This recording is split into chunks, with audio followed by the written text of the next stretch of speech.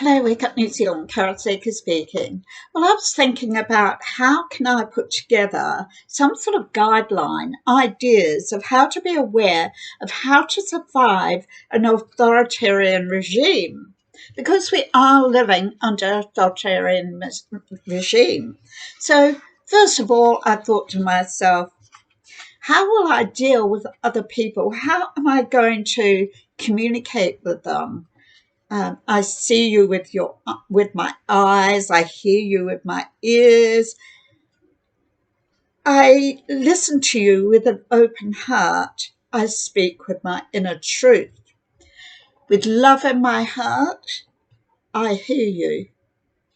So it's not just seeing with your eyes and hearing with your ears. It's actually listening to people's hearts, what they are actually saying to you, how they're actually feeling. So it's taking the time out of the day to say, how are you today? How are things going? You don't necessarily have to go down that political rabbit hole. Just ask people how they are. So what would you expect from an authoritarian regime? First of all, they become much more powerful as they base their power with a campaign of fear. They distort the truth with scaremongering tactics. They have a corrupted electioneering censorship. And this is what they do. They mandate, they censor, they expose. They call your narratives right-wing, far left. They character assassinate you to silence you. So their ultimate goal is to transform the system to what is known as the new normal. They want to get rid of your old normals. And that's the coming together of your family, it's your traditions, your cultures, what you've been brought up with, roast dinners and Yorkshire puddings and stuff like that. That's what they want to get rid of. So to destroy traditionalism, family structures, Christianity, fear driven into compliancy. So they mandate people into the system. So they gain power through a democratic system and give themselves permission to cross legal boundaries, to undermine what true democracy is. So they'll divide, they'll rule, they'll conquer. Their strength lies in their unity, in one voice, in one ideology, and so should yours. You'll be character assassinated, called right-wing, far right, right alt, white supremacist, racist, Nazis. The authoritarian regime will do anything they can do to keep their finger glued to the Great Reset. So here we go. And the leaders of our nation are the puppets of the Great Reset. They are the traitors of the people. So don't let them divide you. Remember, you're one people, one nation. You are all individually unique. You are unique people. You come together in your uniqueness as one nation. It's a bit like I describe my family. They're from all different cultures. And it's like turning on the Christmas tree lights. And you've got all these different colours sparkling. But all together, they make one beautiful Christmas tree. So you turn on all the lights so they all sparkle together. Not some over there and the other lights are off there. No, you turn them all on so they're beautiful.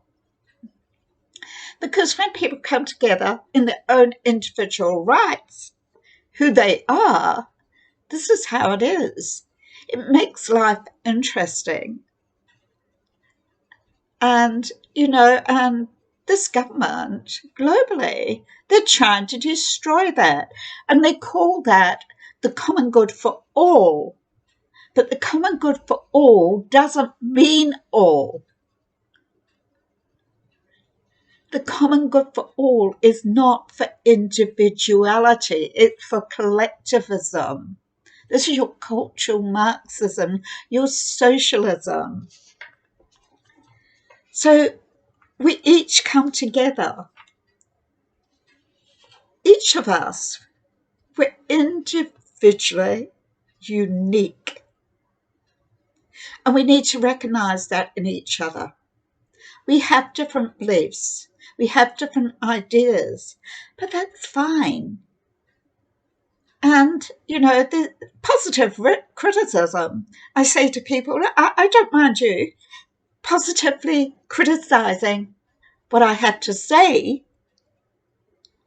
I don't like people being personally put down, but criticise what I have to say in a positive way. So perhaps I might learn from that, or I can go out and find out what you mean, or you can tell me what you mean by that. We should never stop that dialogue between each other. We need to have that dialogue. We need to have open debate. Open debate is how we learn. That's how we grow. So we each have something to learn from each other. So when I say one nation, I recognize that everyone is individually different and unique, have different belief systems, different traditions, different cultures. But as a nation of New Zealand, we are a multicultural nation. We're not bicultural. It's not Maori Pākehā. I don't call myself a Pākehā. I have English-Irish blood. I was christened in Ireland. I was born in England. I've lived here for 60 years. And I believe I've given heaps to New Zealand. Worked in all sorts of community agencies, hospice, aged care, working alongside victims of crime, counselling, family therapy. In the courts, I have done my dash, and I haven't stopped doing my dash. And it will continue, because I just have to wake New Zealand up. It really saddens me when a nation is so divided.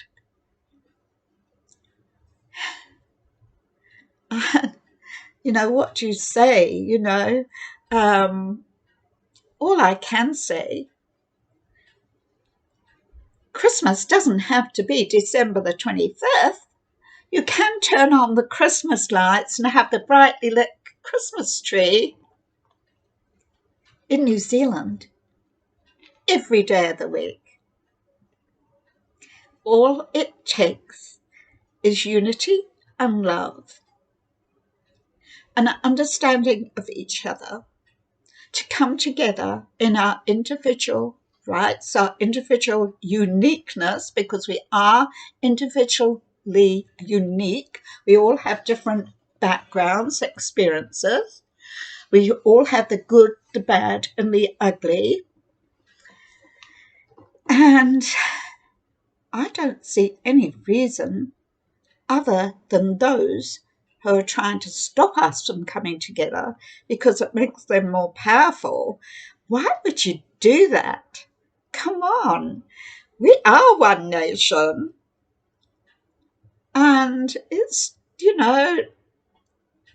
we need to actually be able to come together individually and be that one nation in our own footprints, our own experiences, and to live in harmony and not give in to this cultural Marxism.